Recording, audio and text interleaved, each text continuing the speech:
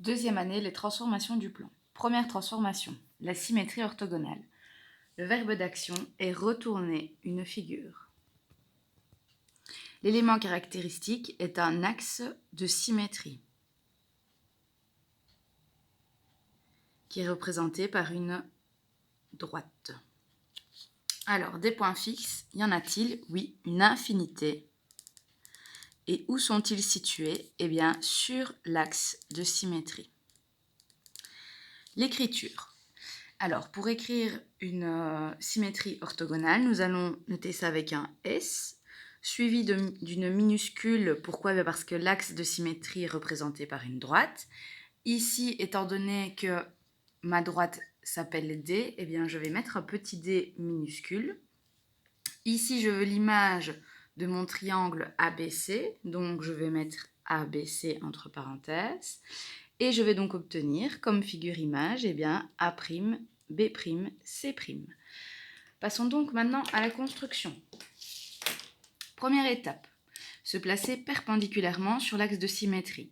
Nous allons tracer des perpendiculaires passant par chaque point, et ici, étant perpendiculaire à l'axe de symétrie. Du coup, je glisse, je rencontre un premier point. Alors, je trace des pointillés. Après, je continue. Tiens, je rencontre le point C. Le point C est sur l'axe de symétrie. Autrement dit, c'est un point fixe. Je rappelle qu'un point fixe, c'est un point qui est sa propre image. Autrement dit, ici, pour C', c'est facile. C'est le point lui-même. Je continue, je glisse. Je rencontre le point B. Je trace une perpendiculaire à la droite D passant par le point B. Ensuite, je prends mon compas. Je me place sur l'axe.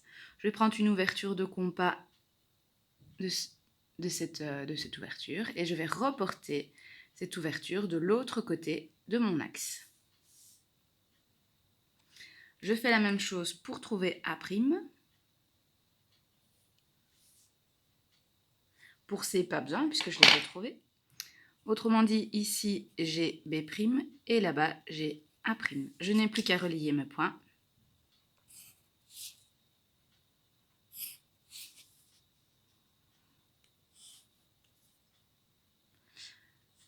Et donc maintenant, j'ai obtenu l'image du triangle ABC par une symétrie orthogonale d'axe D. Alors, pour bien faire ressortir la figure image, on va la repasser en couleur. Voilà.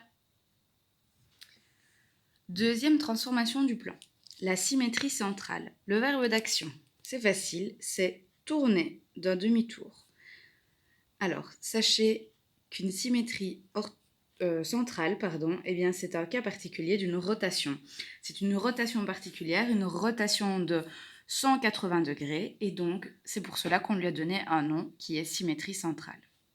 L'élément caractéristique, eh bien, c'est un centre de symétrie, qui est représenté géométriquement par un point.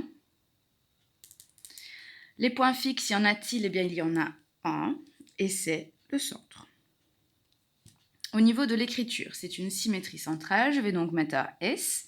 Étant donné que l'élément caractéristique, eh bien, c'est un point, ce sera un S avec en indice une majuscule. Ici, sur mon exemple, mon centre de symétrie est le point C. Donc, je vais mettre un point C. Je dois trouver l'image du triangle ABC. Et je trouverai donc comme image A', B', C'.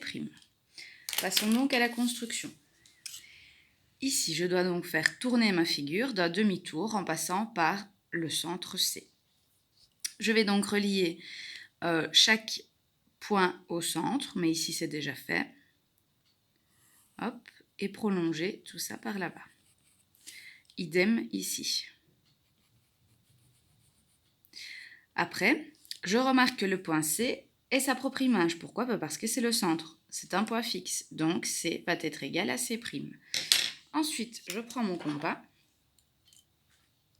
Je me place sur le centre. Je prends une ouverture de compas AC et je reporte cette ouverture de l'autre côté. Je fais la même chose pour BC afin de trouver B'. J'obtiens donc deux points d'intersection. Ici, j'ai B' et là, j'ai A'. Je n'ai plus qu'à les relier.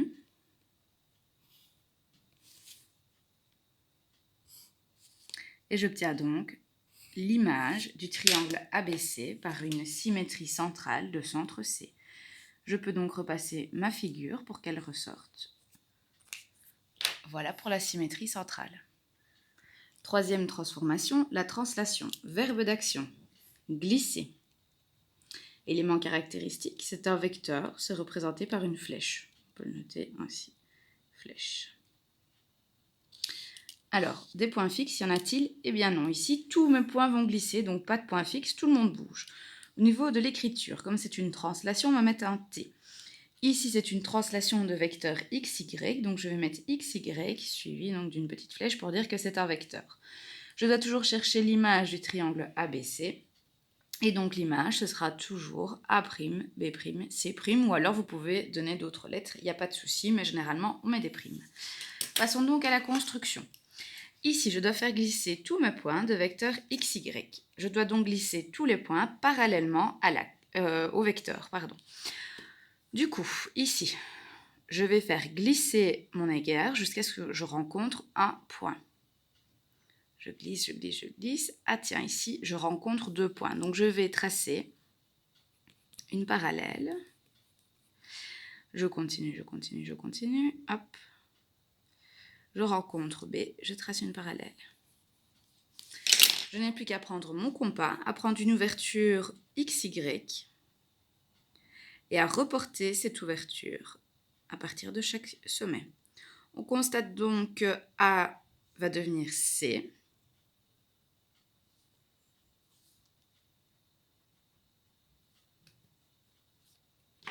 Du coup, ici, j'ai en fait A', là-bas j'ai C', et ici j'ai B'. Je n'ai plus qu'à relier le tout.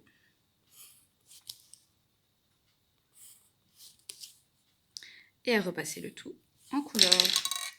Mon triangle ABC a donc bien subi une translation de vecteur XY. Quatrième et dernière transformation, la rotation. Le verbe d'action, c'est tourner.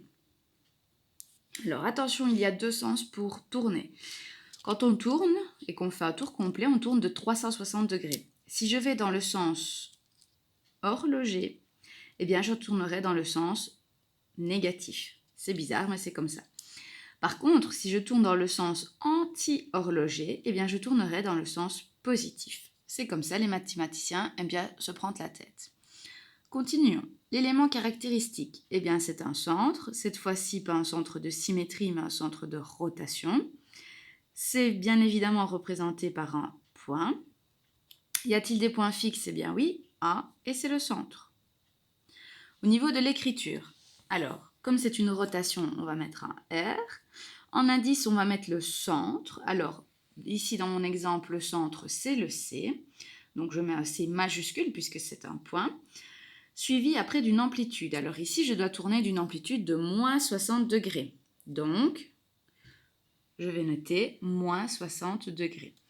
Alors, je dois chercher donc l'image du triangle ABC et j'obtiendrai donc A', B', C'. Passons à la construction. Alors, je dois faire tourner tous mes points autour du centre C. Eh bien déjà, j'ai une indication concernant le point C', c'est facile, c'est un point fixe, donc il sera sa propre image. Je n'ai donc plus qu'à chercher l'image de 2 points. Premier réflexe, eh bien, c'est relier chaque point au centre. Ici, c'est déjà fait, mais bon, on peut le repasser. Hop. Et hop. Ensuite, je dois me dire, le point A, dans quel sens doit-il tourner? Il doit le tourner dans le sens horloger, puisqu'il doit tourner de moins 60 degrés. Donc, je vais le faire tourner par là-bas. Je vais donc placer mon équerre ainsi. Je vais tracer un angle de 60 degrés.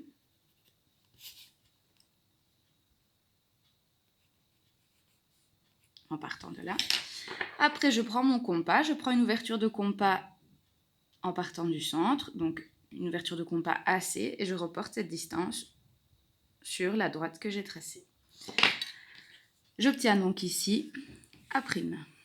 Après, je vais procéder de la même façon pour le B. Le B va-t-il aller par là-bas ou par là-bas? Comme il doit tourner dans le sens horloger, eh bien, il va aller par là-bas. Donc, je place mon équerre dans ce sens-là. Et je vais donc tracer un angle de 60 degrés également. Hop.